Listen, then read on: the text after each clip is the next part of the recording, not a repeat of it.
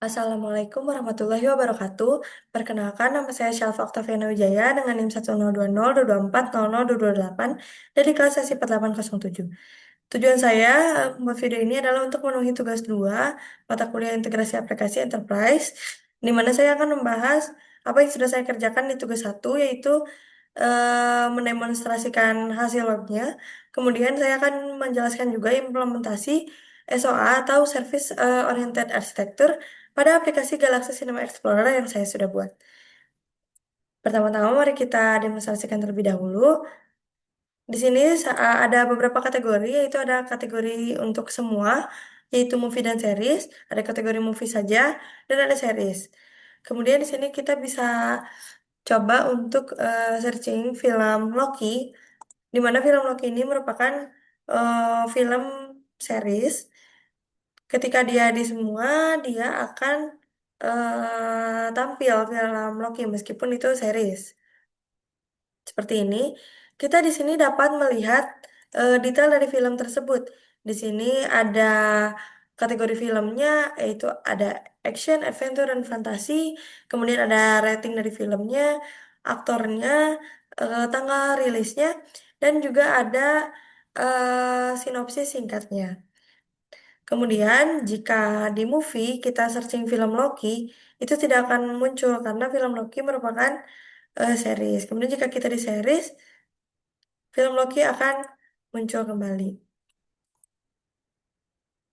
Kemudian kita bisa coba untuk film lain, misalnya Avengers. Di series itu tidak akan ada. Kalau kita searchingnya di movie, dia akan ada dari Avengers 1, 2, 3, dan 4. Kemudian setelah didemonstrasikan, kita juga dapat melihat detail dari filmnya di sini. Ada rating, ada kategori, aktor, rilis, dan sinopsis. Kemudian di sini ada arsitektur sistem. Arsitektur sistem ini terdiri dari tiga komponen. Yang pertama itu ada front end yang dibangun oleh HTML, CSS, dan JavaScript. Dia bertindak sebagai service consumer di mana dia akan meminta data dari provider, yaitu OmniDB API server yang ada di sebelah kanan.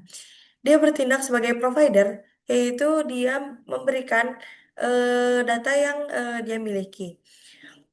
Kemudian bagaimana cara mereka berkomunikasi? Mereka berkomunikasi merupakan menggunakan HTTP request dan JSON response yang ada di tengah ini. Karena pada dasarnya consumer dan provider itu merupakan dua entitas yang berbeda. Kemudian di sini ada bukti implementasi komunikasi SOA, consumer dan provider. Eh, di sini kita bisa lihat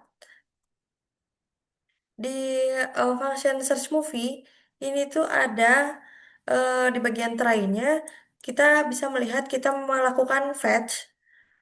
Di sini kita memasukkan link dari API-nya, kemudian memasukkan API key-nya, dan juga kita memasukkan parameter yang sudah ditetapkan oleh OmniDB-nya, yaitu S, untuk mencari film. Kemudian di sini juga ada const data await response JSON.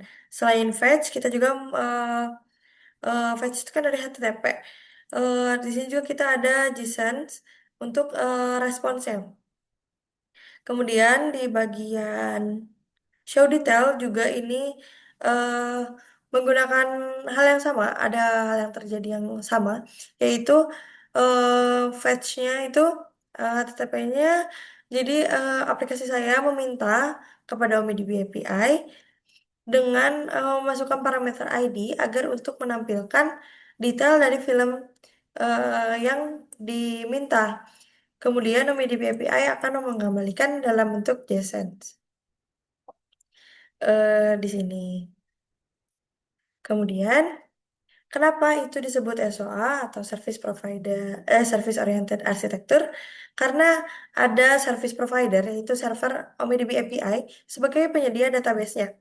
Kemudian ada service consumer, yaitu aplikasi front-end Galaxy Cinema Explorer yang saya sudah kembangkan. Kemudian ada service contract dan protokol. Di sini penggunaan aturan API key, parameter URL, dan protokol HTTP fetch. Kemudian ada data exchange, ada pertukaran data menggunakan format pesan JSON. Jadi eh, dengan adanya SOA, aplikasi saya tidak perlu memiliki database sendiri, tapi kita dapat meminta datanya kepada provider yaitu OmniDB API, sehingga itu tentunya akan menghemat biaya juga. Jadi itu adalah salah satu keunggulan dari SOA. Cukup sekian dari saya. Wassalamualaikum warahmatullahi wabarakatuh.